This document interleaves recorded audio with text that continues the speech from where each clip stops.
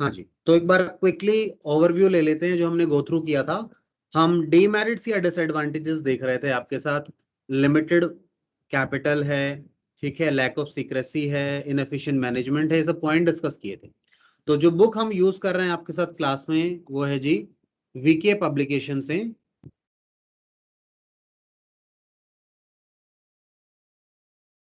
Poonam Gandhi author है इनके, है ना, पूनम गांधी।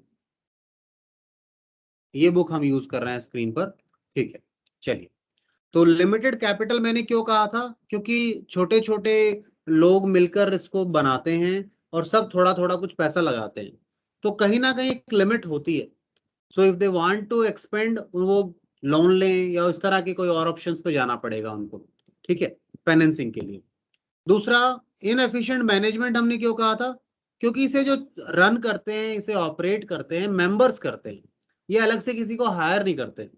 तो अब ये लोग हर चीज में स्पेशलाइज तो है नहीं कि इनकी मैनेजमेंट स्किल्स भी बहुत अच्छी होंगी, इनका अकाउंटिंग स्किल्स बहुत अच्छी होंगी, इनकी लैंग्वेज स्किल्स बहुत अच्छी होंगी।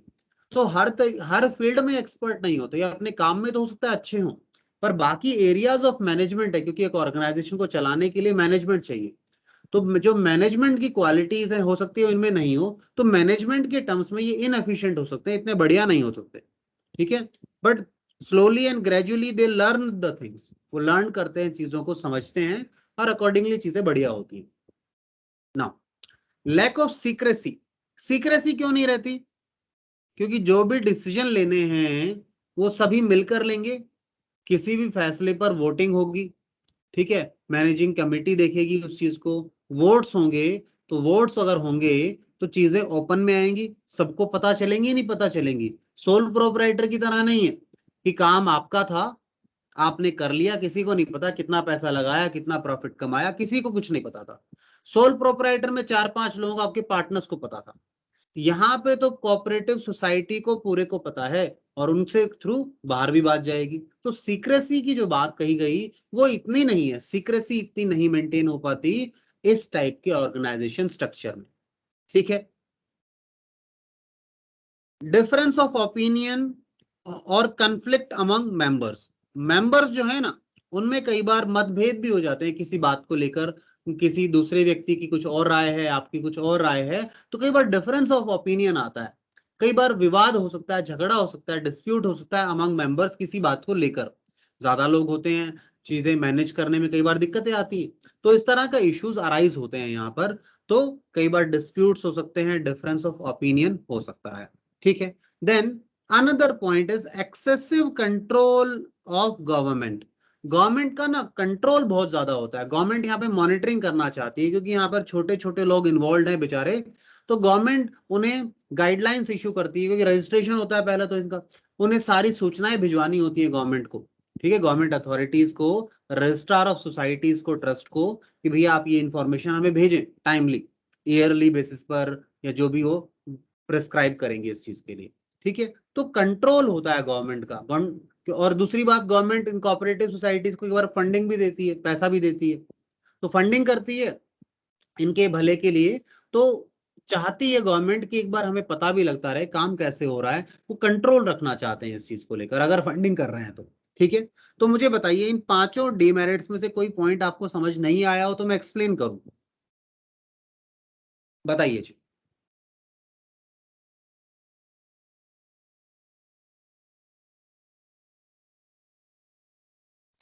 क्या ये पॉइंट समझ में आते हैं सभी को? Yes sir.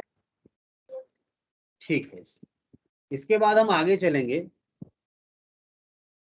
और आगे जो हम चल रहे हैं, हमारा जो अगला टॉपिक आने वाला है वो है टाइप्स ऑफ कोऑपरेटिव ऑर्गेनाइजेशंस। अब टाइप्स ऑफ कोऑपरेटिव ऑर्गेनाइजेशंस को देखें तो हमारे पास डिफरेंट फॉर्म्स ऑफ ऑर्गेनाइजेशन है, या डिफरेंट टाइप्स ऑफ ऑर्गेनाइजेशन है, कोऑपरेटिव ऑर्गेनाइजेशन या सोसाइटीज बोल सकते हैं आप, ठीक है। Types of cooperative organisations.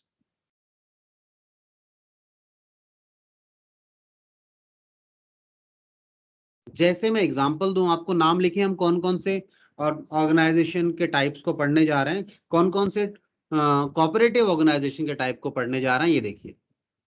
हम पढ़ेंगे आपके साथ एक तो पहला कंज्यूमर्स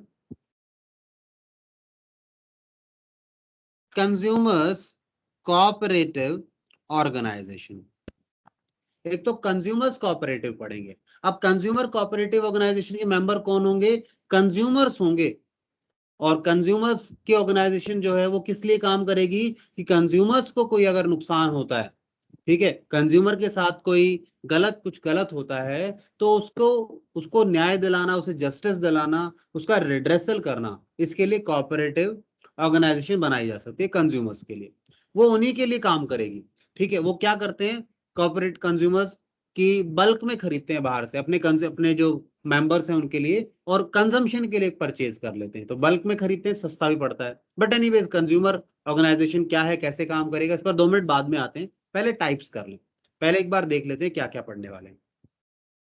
इसके अलावा हम आपके साथ पढ़ने वाले हैं अगला प्रोड्यूसर्स। तो कंज्यूमर्स हो गया, फिर प्रोड्यूसर्स की भी ऑर्गेनाइजेशन बन सकती है, प्रोड्यूसर्स कोऑपरेटिव ऑर्गेनाइजेशन बनाई जा सकती है।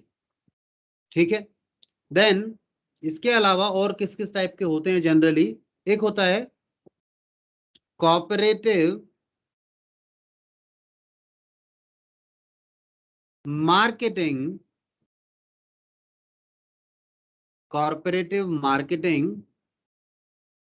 ऑर्गेनाइजेशन। कोऑपरेटिव मार्केटिंग ऑर्गेनाइजेशन या फिर सोसाइटी, इनके आगे सोसाइटी भी लिख सकते हैं आप, ये सोसाइटी की तरह भी काम करती हैं।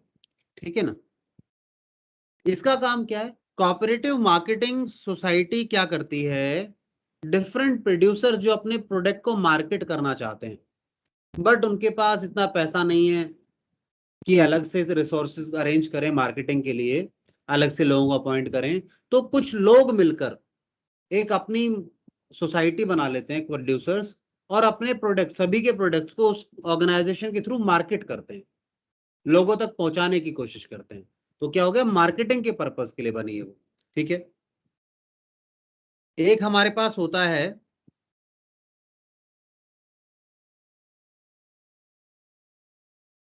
Cooperative credit society. ये क्या काम करता है? कोऑपरेटिव क्रेडिट सोसाइटी उधार देता है अपने मेंबर्स को। सभी लोग थोड़ा थोड़ा कुछ सेविंग्स करते जाते हैं और जिसको जरूरत होती है उसको दे दिया जाता है, बाद में वो वापस कर देता है। कमिटी टाइप का सिस्टम आप मान सकते हैं एक तरीके से। ठीक है, इसके बाद अगला देखिए, अगला क्या है हमारे पास? Cooperative farming. मिलकर फार्मिंग करेंगे जी हम, कोऑपरेटिव फार्मिंग सोसाइटी। तो इनको सिनर्जी मिलती है एक दूसरे से, एक दूसरे को हेल्प कर पाते हैं, बल्क में काम हो पाता है, उससे कॉस्ट कम हो जाती है इन लोगों की, और कॉस्ट कम हो गई तो बेनिफिट ही है सभी के लिए। ठीक है, जैसे चलो एग्जांपल बाद में देता हूं मैं, अभी यहां पर आ जाते हैं। इसके अलावा एक और भी है हमारे पास, कॉर्पोरेटिव हाउसिंग हाउसिंग सोसाइटी। आपने शहरों के अंदर देखा हो, कोई दिल्ली गया हो, जैसे दिल्ली में है डीडीए, दिल्ली डेवलपमेंट अथॉरिटी है, जयपुर में है जयपुर डेवलपमेंट अथॉरिटी है, गुजरात में भी शायद कोई होगी बेटा, शायद जानवी बता पाए, इस तरह से कोई अथॉरिटी हो। ठीक है, वो अथॉरिटी क्या करती है? वो एक एरिया को लेती है, मतलब एक जमीन ले ली उन्होंने, ठीक है, और जमीन खरीद कर उन्होंने खुद ही कंस्ट्रक्शन करवाया सारे पे। ठीक है, खुद कंस्ट्रक्शन करवाया, जमीन खरीदी इकट्ठे और मकान बना दिए, फिर अपने मेंबर्स को दे दिए। उसके जो मेंबर्स होंगे ना, तो जेडी इस तरह ये काम करते हैं, इस तरह सोसाइटी भी काम करती है। कोऑपरेटिव हाउसिंग सोसाइटी कैसे काम करेगी कि उसने जमीन ली, फिर उस पर मकान बनवाए, मकान बना के अपने मेंबर्स को दे दिए। ठीक है, सारी जो लाइट इलेक्ट्रिसिटी है, सीवेज वगैरह की फैसिलिटीज दे दी, पार्क वगैरह सब बना लिया। अब क्या हुआ, अगर ये प्लॉट ये बिल्डर से लेते तो बिल्डर में इससे प्रॉफिट भी लेता इन लोगों से, तो प्रॉफिट बच गया। इन सभी मेंबर्स ने मिलके बना लिया, मिलकर बना लिया, और प्रॉफिट वाला जो पैसा है इन सब का बच गया। ठीक है, तो समझे कोऑपरेटिव हाउसिंग सोसाइटी किस तरह काम कर सकती है। तो इस तरीके से सोसाइटीज बनती है। चलिए तो आइए वन बाय वन डिस्कस करें सभी को, ठीक है।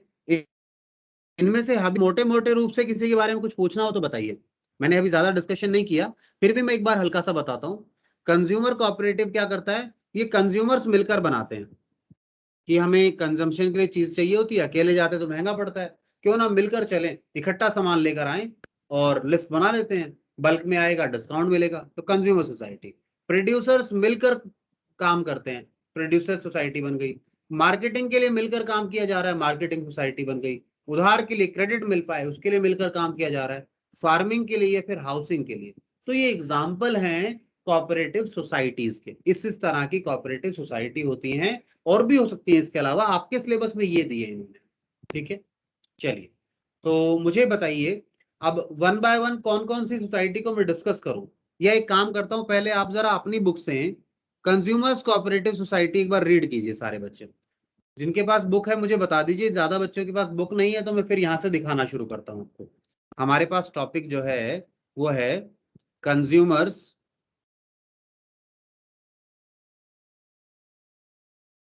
Cooperative society. इसके बारे में बात करते हैं, कंज्यूमर कोऑपरेटिव सोसाइटी के बारे में, ठीक है। अब कोऑपरेटिव सोसाइटी बनती क्यों है, इसका पर्पस देखें तो यहाँ पे जो मेंबर्स हैं ना, या people joins together to eliminate middleman. Middleman को ये हटाने के लिए काम करते हैं। जैसे ये लोग डायरेक्टली, जनरल लोग क्या करते हैं, जनरली लोग रिटेल शॉप से खरीदते हैं, रिटेल शॉप से परचेजेस करते हैं इंडिविजुअल लेवल पर, इंडिविजुअल लेवल पर यहाँ पे कंज्यूमर कोऑपरेटिव में क्या करते हैं, ये डायरेक्टली प्रोड्यूसर या होलसेलर से परचेज करते हैं सोसाइटी लेवल पर, और फिर सोसाइटी पे सामान आने के पास मेंबर्स में बांट दिया जाता है, पैसे सबसे इकट्ठे कर लिए जाते हैं और सबको सस्ते रेट पर, तो बल्क आप कह सकते हैं यहाँ पे इसे, बल्क क्वांटिटी का, बल्क में खरीदने के कारण इन्हें डिस्काउंट मिल जाते हैं। समझ में आई ये बात आप लोगों को?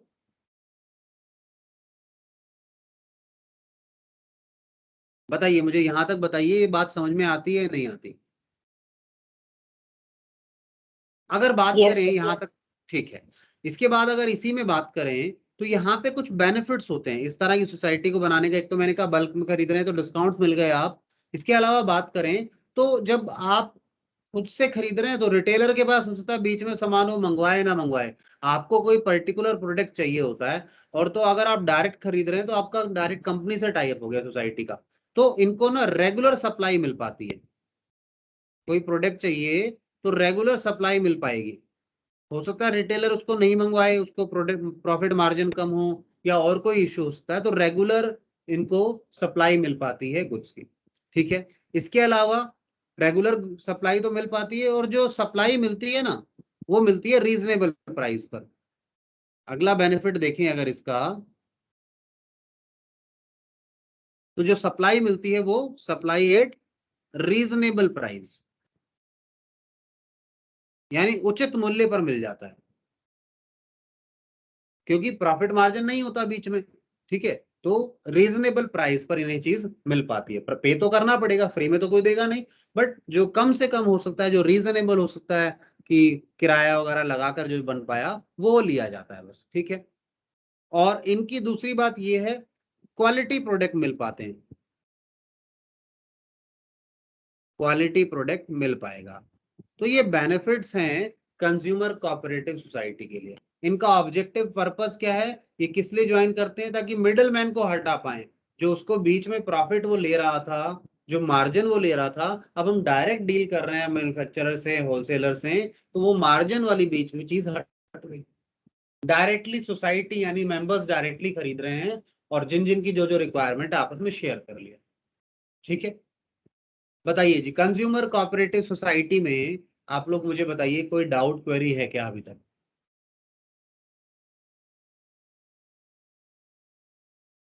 जल्दी बताइए, फिर आगे चलना है हमें।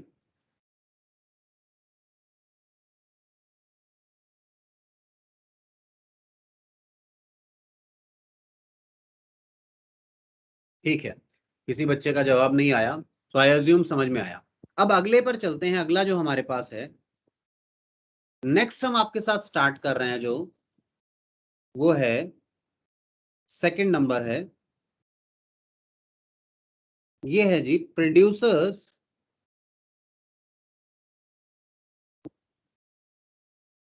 Cooperative society. Producers cooperative society, ठीक है।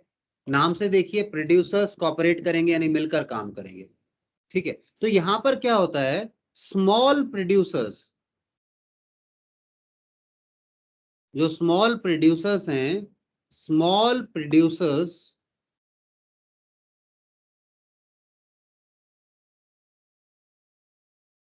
Join hands. ज्वाइन हैंड्स का मतलब क्या हो गया, कम्स टुगेदर, कम्स टुगेदर, ठीक है। एक साथ आते हैं, क्या करते हैं, एक साथ आते हैं, ठीक है। और फिर साथ आके क्या करते हैं, and purchase inputs required by them, inputs required by them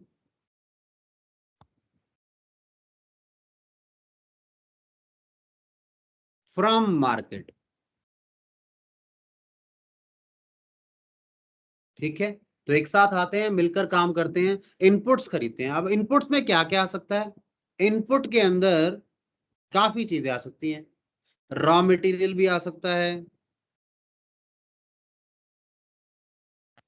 और दूसरा प्लांट एंड मशीनरी भी आ सकती है, ठीक है। भाई रॉ मटेरियल हो सकता है कुछ प्रोड्यूसर्स मिले और उन कुछ प्रोड्यूसर्स में कुछ को सिमिलर टाइप का रॉ मटेरियल चाहिए हो, तो बल्क में परचेजेस करेंगे, इकट्ठा मंगवाएंगे तो डिस्काउंटेड रेट पर आ जाएगा, ठीक है ना। दूसरा प्लांट एंड मशीनरी, मानो एक मशीन है, जो हम छोटे छोटे प्रोड्यूसर हैं, अकेले तो खरीद नहीं सकते इतनी मशीन या एक मशीन को, तो हमने कहा हम सबका एक कॉमन काम ही होता है, तो क्यों ना ये मशीन हम मिलकर खरीद लें। तो वो एक साथ आते हैं और इनपुट्स को खरीदते हैं, तो उन्हें इकोनॉमीज ऑफ स्केल का फायदा मिलता है, ठीक है। जो अकेले नहीं कर पा रहे थे वो मिलकर करने की कोशिश करते हैं। बताइए, ये बात समझ में आती है। प्लांट एंड मशीनरी कह सकते हैं, ठीक है। लेट और जो अपडेटेड टेक्नोलॉजी के हिसाब से होंगी, आप कह सकते हैं टेक्नोलॉजिकल इक्विपमेंट, टेक्नोलॉजिकल इक्विपमेंट्स कह लीजिए, या एडवांस जो चीजें होती हैं, एडवांस टेक्नोलॉजी जो है, जो खुद से नहीं खरीद पा रहे थे वो भी मिलकर खरीदते हैं, ठीक है। और इससे क्या होगा, जब मिलकर खरीदेंगे तो कॉस्ट भी शेयर होगी, ठीक है। अदरवाइज अकेले उनको दिक्कत आती थी इस चीज को लेकर।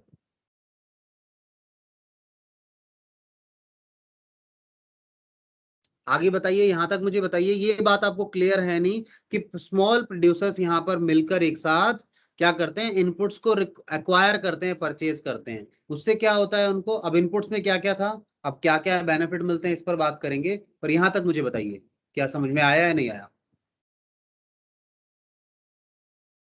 ठीक है। सर इसके बाद, कोई हाँ बोलिए बेटा। मनी होता है क्या, ना ही उन लोगों को इसमें ऐड करना है इनपुट्स को, जो उनको परचेज करने हैं उसके लिए। सॉरी, क्या कहा बेटा, एक बार दोबारा रिपीट करेंगे। इनपुट्स खरीदने के लिए उन लोगों को कुछ मनी की भी तो जरूरत होती होगी ना। हाँ पैसा तो चाहिए, पैसा चाहिए, बट इशू तो था ना, वो जैसे मैं तो, एग्जांपल दूं। हाँ बोलिए। तो इसमें किस तरीके से डिवाइड करते हैं, सब इक्वल वो इक्वल लोग देते डिपेंड, हैं वो जिसमें डिपेंड, इन्वेस्ट हाँ करना मैं हो समझ उतना। गया। उसमें वो डिपेंड करता है, मानो एक प्रोड्यूसर, लेट्स सपोज मैं एग्जांपल लेता हूँ, उन्होंने एक प्लांट एंड मशीनरी खरीदी, मानो उन्होंने एक ट्रैक्टर खरीद लिया, उन्होंने कहा भाई अकेले तो हमारे पास है नहीं, हमें बाजार से सामान लाने वाने के लिए या कुछ ही भी काम के लिए, एग्जांपल लिया मैंने, एक उन्होंने ट्रैक्टर खरीदा। अब ट्रैक्टर की जो कॉस्ट है वो किस तरह अपोर्शन करेंगे, वो कहेंगे एक काम कर लेते हैं, मानो उन्होंने कहा हम 10 लोग हैं, हम कितने मेंबर हैं, 10 मेंबर्स हैं, एग्जाम्पल दे रहा हूं मैं, ये चेंजेस भी हो सकता है, मैंने एग्जाम्पल दिया, 10 मेंबर हैं, 10 मेंबर हैं, और हम 10 मेंबर्स में ना जो मेंबर 1 है, M1 जो है, उसको ये मशीन 24 घंटे में से, ठीक है, दिन में 2 घंटे चाहिए। दूसरा कहता है M2 नहीं भाई मेरा थोड़ा सा बड़ा काम है आपसे, मुझे 4 घंटे चाहिए। तो ये जो रेशियो आएगी ना, इस रेशियो में बांटेंगे वो, ठीक है ना, यानी M1 के कंपैरिजन में ये डबल पैसे देगा उसमें इन्वेस्टमेंट में। तो इस तरीके से काम करते हैं वो, या कहते हैं कि नहीं सब बराबर बराबर यूज होना है, तो वो इक्वली भी बांट सकते हैं उस कॉस्ट को, ठीक है ना। वो म्यूचुअली डिसाइड करेंगे वो कि किस तरीके से उस कॉस्ट को वो पैसा लगाया जाएगा, किस तरीके से काम होगा, वो म्यूचुअल डिसीजन होता है उनका, जिस पर सभी एग्री करते हैं वो। क्लियर है बात? Yes sir. चलिए आइए, इसके बाद इनपुट्स की बात मैंने की, इसके बाद एक और चीज है, जो आपके प्रोड्यूसर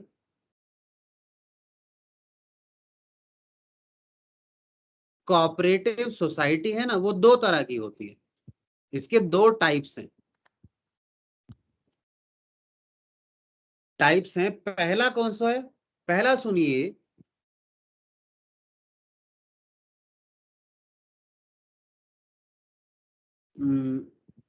विच सॉरी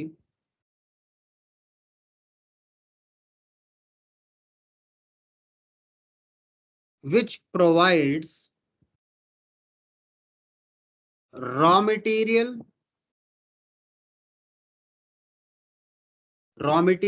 inputs कह लीजिए, मशीनरी वगैरह कह लीजिए,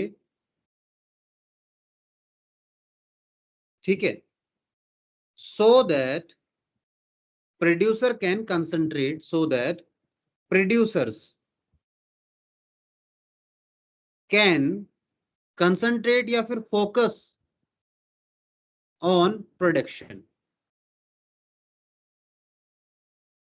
एक कोऑपरेटिव सोसाइटी ऐसी हो सकती है, कहेगी हम प्रोवाइड करेंगे आपको, क्या प्रोवाइड करेंगे, रॉ मटेरियल हम आपको देंगे, इनपुट्स हम आपको देंगे, कोई प्लांट मशीनरी आपको चाहिए तो वो हम आपको देंगे, आप तो किस पर फोकस करो, आप फोकस करो प्रोडक्शन पर, चीजों को बनाने में, बाकी चीजें छोड़ दो, आपकी टेंशन नहीं है, हम मैनेज करके देंगे आपको, आप तो प्रोड्यूसर या फिर आप तो प्रोडक्शन पर फोकस करो, ठीक है। एक और भी होती है इसमें, दूसरी है, ये तो प्रोवाइड कर रही थी रॉ मटेरियल, दूसरी प्रोड्यूसर्स कोऑपरेटिव सोसाइटी ऐसी हो सकती है कि आप प्रोडक्शन करो, जो सेलिंग है ना, कह सकते हैं which provides after production services, after production services, ठीक है, आफ्टर प्रोडक्शन सर्विसेज देंगे, यानी आप तो प्रोड्यूस करो, we take the responsibility, we take the responsibility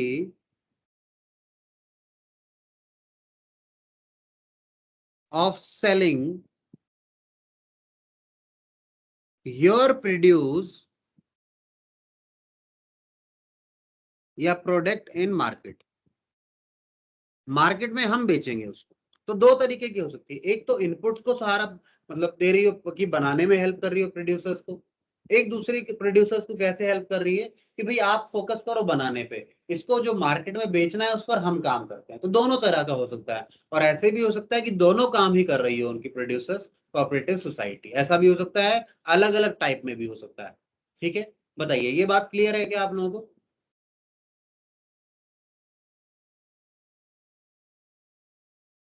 yes sir. ठीक है, अच्छा, इसके अंदर जो ये सेलिंग वाली है, मतलब इस और डिटेल में जाएं इस वाली सोसाइटी के अंदर, तो ये लोग क्या करेंगे, ये सारे प्रोड्यूसर्स जो हैं P1, P2, P3, P3, इन सब से क्या करेंगे, माल मंगवा लेंगे, यहां मंगवा लेंगे, सोसाइटी के अंदर आ गया,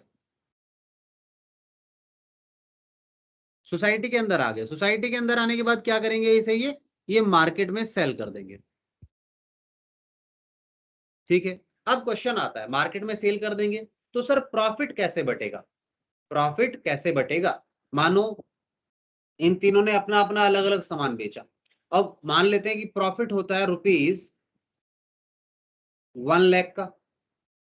तो क्या तीनों में बराबर बराबर बढ़ जाएगा? नहीं, ये डिपेंड करेगा किसकी कितनी सेल्स हुई है। ठीक है, किसकी कितनी सेल्स हुई है, यानी पी का प्रोडक्ट कितना बिका मार्केट में, P1 का प्रोडक्ट P2 का कितना बिका, P3 का कितना बिका, तो उनके सेल्स वगैरह के प्रोपोर्शन में इनको प्रॉफिट डिस्ट्रीब्यूट कर दिया जाता है। ठीक है, किसी का प्रोडक्ट की ज्यादा सेल हुई है तो उसको ज्यादा हिस्सा मिलना चाहिए, किसी का प्रोडक्ट मार्केट में कम बिका है तो उसको कम हिस्सा मिलना चाहिए प्रॉफिट में से। ठीक है, चलिए, क्या ये बात क्लियर है आपको? कॉस्ट तो आपको दे ही रहे हैं वापस, आपकी प्रॉफिट के हिस्से की बात कर रहे थे हम। ठीक है, क्योंकि इनका जो प्रॉफिट्स है बाहर नहीं लेके जाते, इनके मेंबर्स का ही होता है प्रॉफिट। ठीक है, बताइए, क्या क्लियर है प्रोड्यूसर्स कोऑपरेटिव सोसाइटी सभी बच्चों को?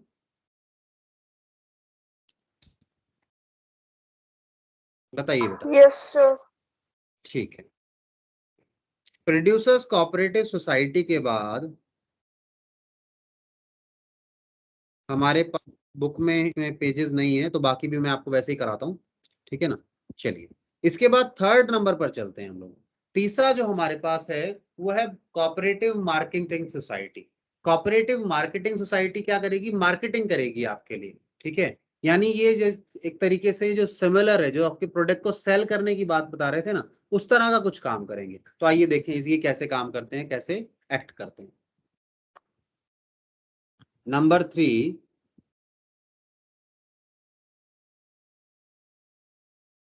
कोऑपरेटिव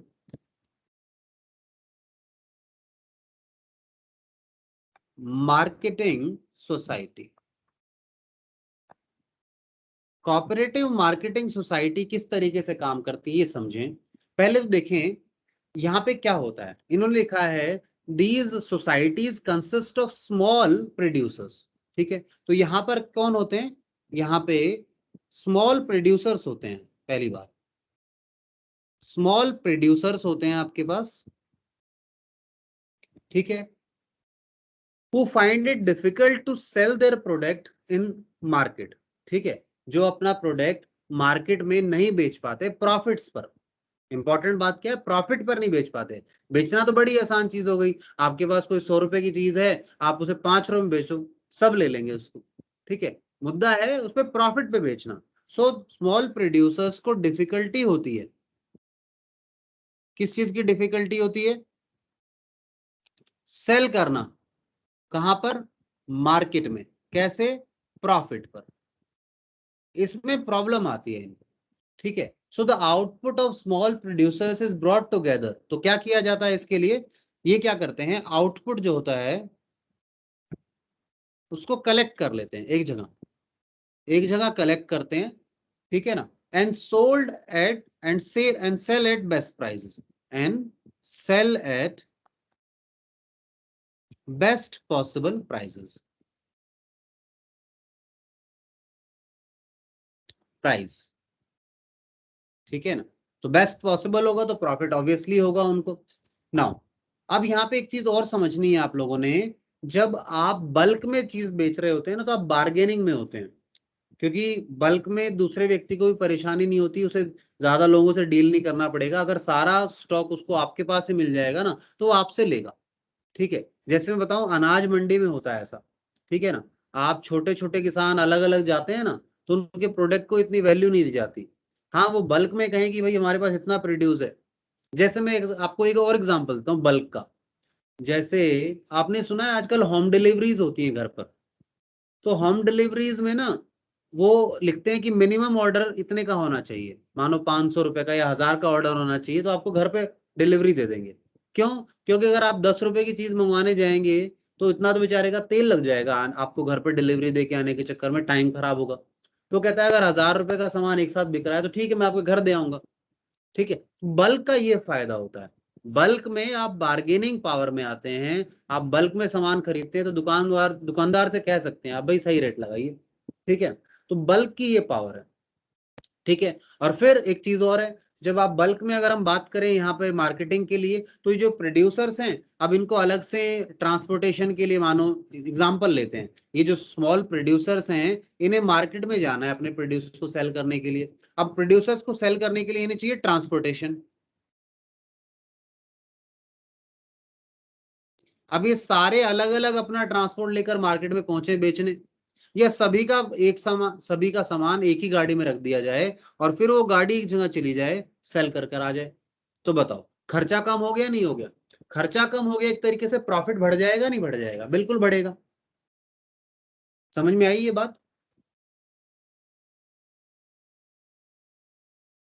बोलिए। कोऑपरेटिव मार्केटिंग सोसाइटी मार्केट करती है आपके प्रोडक्ट को, ठीक है। ये सिमिलर है जैसा आपका कोऑपरेटिव प्रोड्यूसर सोसाइटी थी, कौन से वाली, जो सेल करती थी आपके प्रोडक्ट को। वो भी इस तरह काम करते थे कि प्रोड्यूसर से स्मॉल स्मॉल से लिया, बट ये मार्केटिंग पर फोकस करते हैं ज्यादा कि आपके प्रोडक्ट की रीच कैसे बढ़ाई जाए, ज्यादा लोगों तक कैसे पहुंचा जाए। ये डिफरेंस है मेजर इसमें, ठीक है। ये भी सर डायरेक्टली बार्गेनिंग में टर्म क्या होगी? क्या बेटा? बार्गेनिंग? बार्गेनिंग का मीनिंग क्या लिखेंगे? बार्गेनिंग मतलब आप कह सकते हैं मोल भाव करना चीजों को, ठीक है। बार्गेनिंग पावर बढ़ती है आपकी। बार्गेनिंग का मतलब, ठीक है, यानी आप नेगोशिएट कर सकते हैं चीजों को, अपनी शर्तें रख सकते हैं, ठीक है। जैसे आप दुकान बाजार में जाइए, बहुत एग्जाम्पल है बार्गेनिंग के। आप मम्मी के साथ चले गए बाजार में सब्जी लेने, आपने बोला भाई सब्जी वाले से, कोई भी सब्जी का रेट पूछा तो उसने कहा भाई इतने रुपए की आधा किलो है या 1 किलो है, ठीक है। तो उसने ठीक है, तो आप क्या बोलते हैं भाई 5 किलो लेना है या इतना लेना है, बताओ क्या रेट लगाओगे? तो वो भी सोचता है चलो 5 ग्राहक का काम एक में ही हो जाएगा, तो थोड़ा बहुत कुछ कम कर दूंगा तो क्या दिक्कत है, कहीं और भी तो जाके लेगा ही, ठीक है। तो बार्गेनिंग पावर, जब आप बल्क में काम कर रहे होते तो बार्गेनिंग पावर बढ़ जाती है आपकी, मार्केट में आपकी पोजीशन जो है अच्छी होती है, इंप्रूव हो जाती है, ठीक है। Okay sir.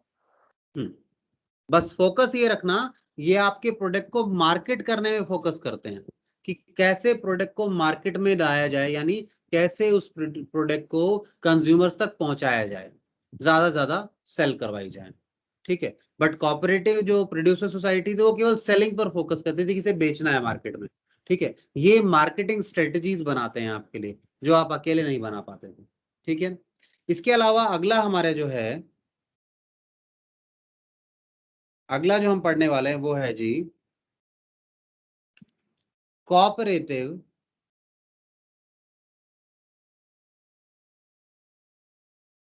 Credit society.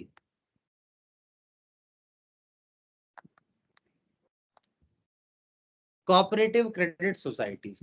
तो कोऑपरेटिव क्रेडिट सोसाइटीज में क्या होता है, देखिए ध्यान से। यहां पर एक तरीके से ये दे हेल्प दे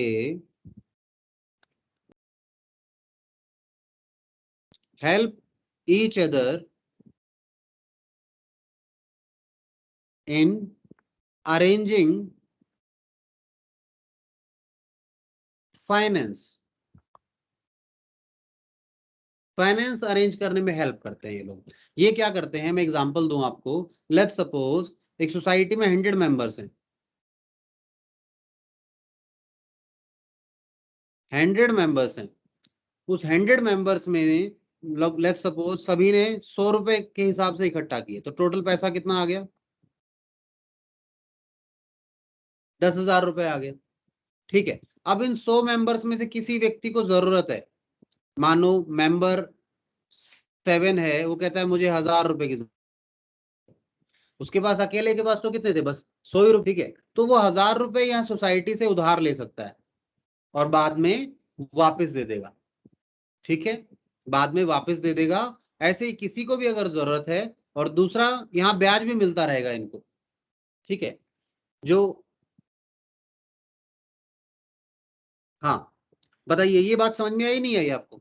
मेंबर्स ने इकट्ठे मिलके क्या किया, छोटा छोटा फंड इकट्ठा करना शुरू किया, बैंक की तरह काम हो गया। मतलब एक तरीके से कैसे मिनी बैंक हो गया, एक बहुत छोटा रूरल लेवल पर, ग्राउंड लेवल पर बैंकिंग सिस्टम हो गया, ठीक है।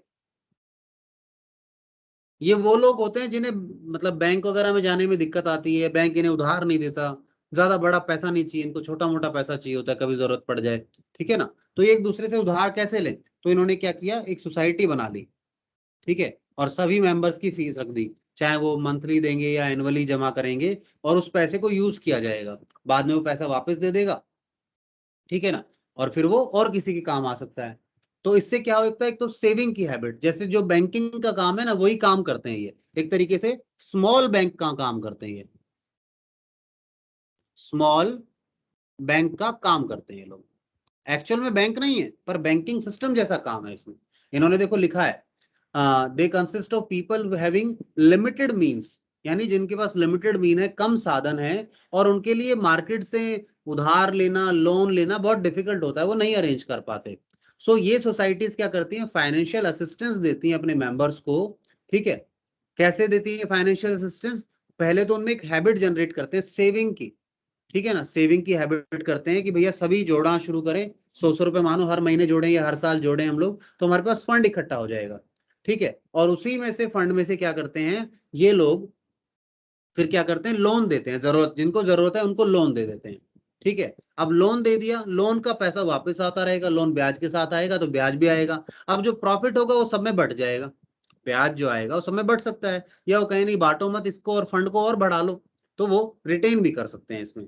तो समझ में आया कोऑपरेटिव क्रेडिट सोसाइटी कैसे काम करती है, बताइए, कोई डाउट क्वेरी है तो बताइए।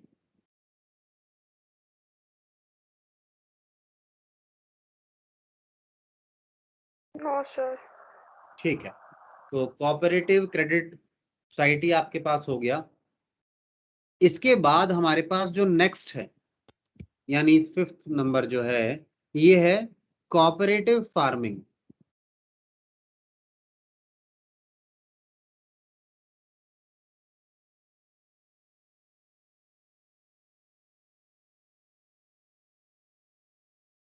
कोऑपरेटिव फार्मिंग सोसाइटी किस तरीके से काम करती है, इनका काम क्या है, ठीक है।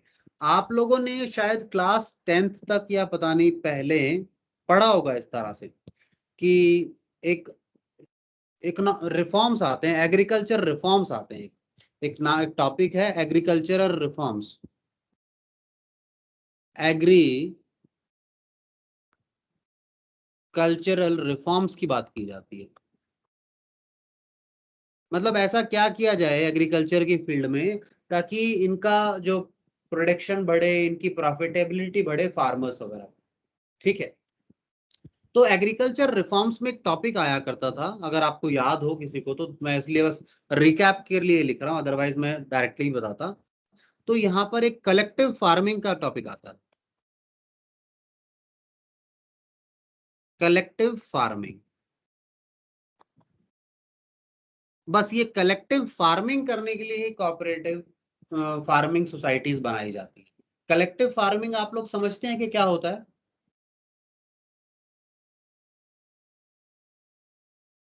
बताइए।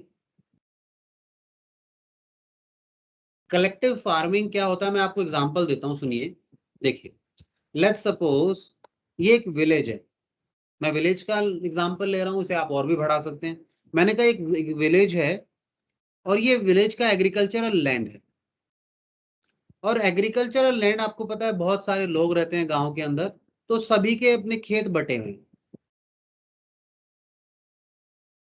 ये उनकी फील्ड्स हैं।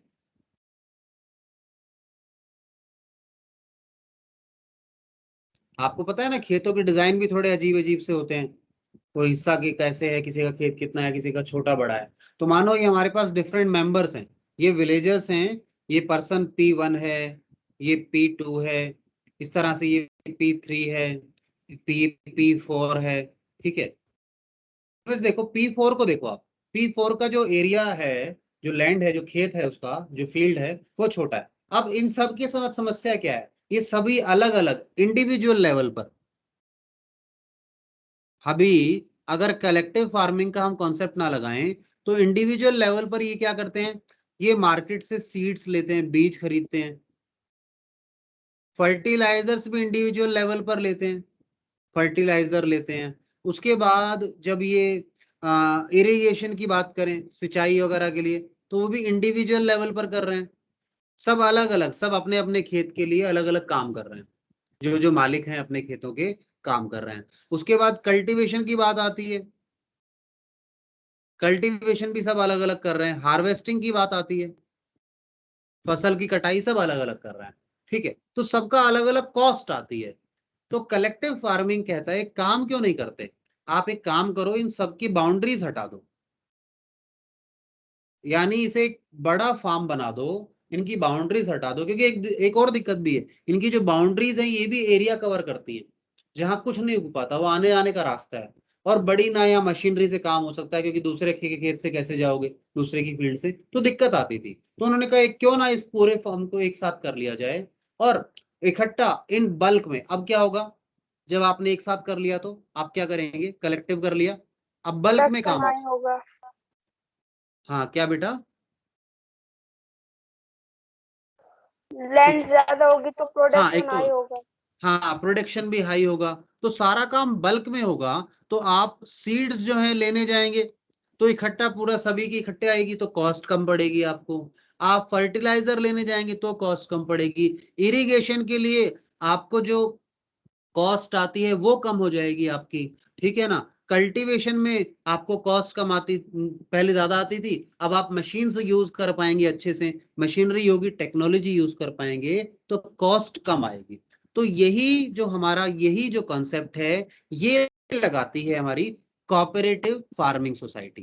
कोऑपरेटिव फार्मिंग सोसाइटी इसी कॉन्सेप्ट को अप्लाई करती है, वो कहती है क्यों ना हम लार्ज स्केल जो प्रोडक्शन है उसका बेनिफिट लें, क्यों ना हम मिलकर काम करें, और मिलकर काम करेंगे तो हमें ये सारे बेनिफिट्स मिलेंगे, तो इसलिए मिलकर काम करते हैं, ठीक है, और मिलकर काम करते हैं तो इन्हें ये इकोनॉमीज ऑफ स्केल मिलता है। इकोनॉमीज ऑफ स्केल समझे ना आप क्या होता है, ठीक है, इकोनॉमीज ऑफ स्केल है ये, और इससे बेनिफिट मिलता है। अब मिलकर काम करना ही तो कोऑपरेटिव था, तो उसका बेनिफिट मिलेगा, फिर प्रॉफिट प्रॉफिट भी ज्यादा होंगे, मेहनत कम लगेगी। आप पहले एक छोटा खेत था, उसमें पता लगा भाई इसमें तो बड़ी मशीन काम ही नहीं कर पाती, मैनुअली काम करना पड़ता था, अब बड़ा एरिया हो गया, कलेक्टेड हो गया, कलेक्टिव हो गया, तो उस पर काम हो पाता है।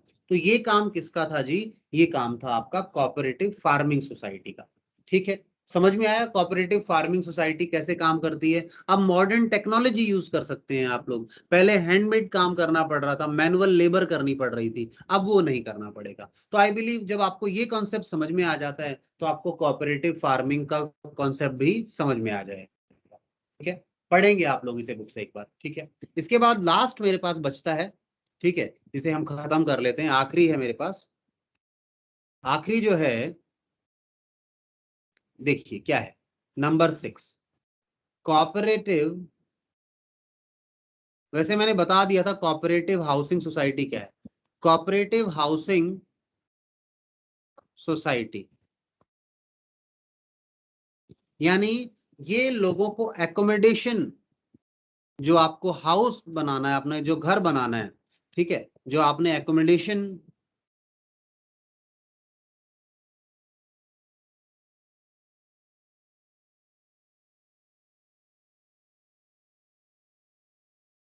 जो आपने एकोमोडेशन परचेज करना है, आपने हाउस परचेज करना है, उसके लिए आपके पास साधन क्या है। आज के समय अगर आपने घर बनाना है तो आप क्या करते हैं, आप इंडिविजुअल पीस ऑफ लैंड लेते हैं, कोई जमीन खरीदते हैं, या आप फ्लैट लेते हैं, ठीक है, यही दो ऑप्शन है, ठीक है, या रेंटेड पे तो हम जा नहीं रहे क्योंकि परचेज करने की बात कर रहे हैं हम, तो खुद का लैंड लेंगे, ठीक है, तो अलग से आप लेबर लगाएंगे, परचेज करेंगे, ब्रोकरेज वगैरह भी आएगा, और एक छोटा सा पीस ऑफ लैंड लेने जाएंगे तो महंगा भी मिलता है, ठीक है ना, क्योंकि वही इकोनॉमीज ऑफ स्केल, बल्क वाली बात, ठीक है। फ्लैट लेंगे तो किसी बिल्डर से लेंगे, बिल्डर से लेंगे तो जाहिर सी बात है वो प्रॉफिट कमाने के लिए बैठा है, प्रॉफिट लेकर देगा। तो हमने कहा नहीं, ये वाला कॉन्सेप्ट ठीक नहीं है, तो कुछ लोगों ने क्या कहा, एक काम करते हैं, हम 100 लोग हैं, हम एक बड़ा पीस ऑफ लैंड लेते हैं, ठीक है, बड़ा पीस ऑफ लैंड लेते हैं, और यहाँ पे जैसे ये अकेले जब खरीद रहा था तो उसे खुद का अपना आर्किटेक्ट रखना पड़ रहा था, खुद का आर्किटेक्ट रखना पड़ता था, ठीक है, अलग से उसे कॉन्ट्रैक्ट देना पड़ता था काम करवाने के लिए, ठीक है, एक सुपरविजन के लिए बंदा भी रखना पड़ता था, ठीक है, ये अलग अलग कर रहा था इंडिविजुअल लेवल पर। अब इन्होंने बल्क में 100 लोगों ने मिलकर क्या किया, 100 मेंबर्स ने एक सोसाइटी बनाई और मिलकर एक पीस ऑफ लैंड परचेज कर लिया, इसे परचेज कर लिया। इसको आर्किटेक्ट से डिजाइन बनवाया, आर्किटेक्ट से क्या कर लिया, डिजाइन बनवा लिया, कॉन्ट्रैक्ट दे दिया एक बनाने वाले को, ठीक है, कॉन्ट्रैक्ट बनाने के दे दिया, 2 लोग सुपरविजन के लिए रख लीजिए, सभी 100 लोगों को अब परेशान होने की जरूरत नहीं है। तो जब ये बल्क में काम होगा, रॉ मटेरियल भी बल्क में आएगा, रॉ मटेरियल जो लगेगा यहाँ पर वो बल्क में आएगा, ठीक है। तो ये कंपैरेटिवली, ये जो यहाँ जितने भी घर बनेंगे, ठीक है, जितने घर बनेंगे, जितने मकान बनेंगे, उसकी जो कॉस्ट है वो कम होगी, लेस होगी एज कंपेयर टू इंडिविजुअल, ठीक है, लेस कॉस्ट में काम हो जाएगा। तो इसी पर्पज से ये लोग क्या करते हैं, कोऑपरेटिव सोसाइटी बनाते हैं, जिसमें ये लोग क्या करते हैं, हाउसिंग के पर्पज से बना लिया इन्होंने, वहां अपना रोड बनाना और फैसिलिटीज देना, ठीक है, पार्क, स्ट्रीट लाइट वगैरह सब, ये सारी फैसिलिटीज वहां जनरेट कर सकते हैं। खुद का अकेला प्लॉट लेते तो कहाँ पार्क बनाते, कहाँ बाकी फैसिलिटीज बनाते, नहीं हो पाता। तो एक ऑर्गेनाइज सोसाइटी बन गई, एक सेक्टर बन गया, हाउसिंग कॉलोनी बन गई, ऑर्गेनाइज है, प्रॉपर फैसिलिटीज हैं, सिक्योरिटी मेंटेन हो सकती है, सब कुछ हो सकता है वहां पे। अकेले में वो नहीं मिल पाता था। और ऐसी फैसिलिटी अगर आप बिल्डर से लेने जाते तो बिल्डर आपसे बहुत ज्यादा चार्ज करता, ठीक है। तो ये चीज है, बताइए क्या समझ में आया आपको, यहाँ समझ में आया कुछ कोऑपरेटिव हाउसिंग सोसाइटी? सर हाँ बोलिए। फार्मिंग्स में सबके अलग अलग फार्म्स होते हैं, हाँ बेटा। तो उसमें किसी को अगर डिफरेंट क्रॉप्स उगाने हैं तो फिर वो तो पॉसिबल ही नहीं है इसमें। नहीं, डिफरेंट आपने उगाने भी हैं, तो हमने कहा है ना, हमने बोला मान लो जैसे ये फार्मिंग वाले का था, हमने कहा चलो डिफरेंट वाले आप देख लेते हैं, भाई सबको पैसा चाहिए, हमने कहा क्रॉप यहाँ बना लो, मान लो 4 क्रॉप बनाने हैं, अब भी ठीक है पहले से, तो ठीक है, यहाँ क्रॉप 1 उगा सकते हैं, यहाँ क्रॉप 2 वाले जुड़ जाएं, यहाँ क्रॉप 3 वाले जुड़ जाएं, यहाँ क्रॉप 4 वाले जुड़ जाएं, और पीस ऑफ लैंड और बढ़ा सकते हैं हम अपना, ठीक है। 2 या 3 फसल ही होती है आमतौर पर किसी एरिया में जो उगाते हैं, वो 2 या 3 चीजें उगाते हैं इन जनरल, तो बताइए।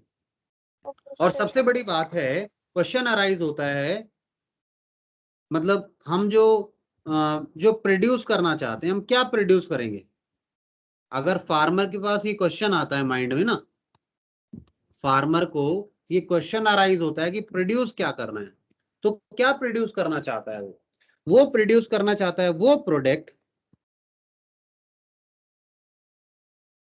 which gives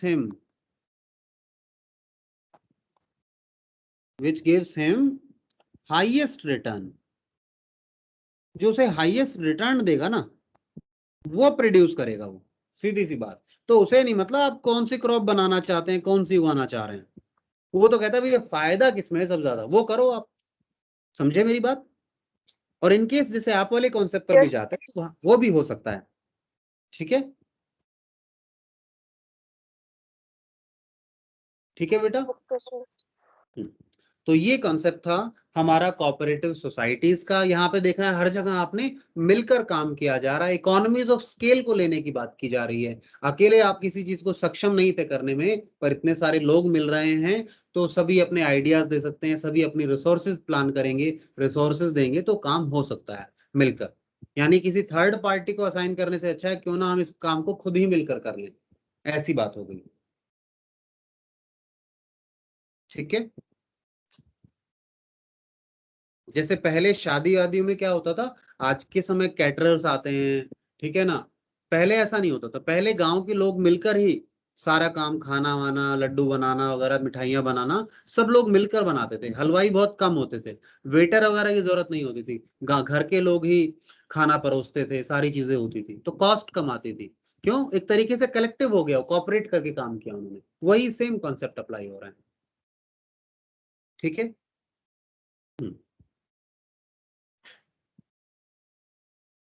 तो हमारा ये वाला टॉपिक खत्म हो गया, कोऑपरेटिव सोसाइटीज वाला।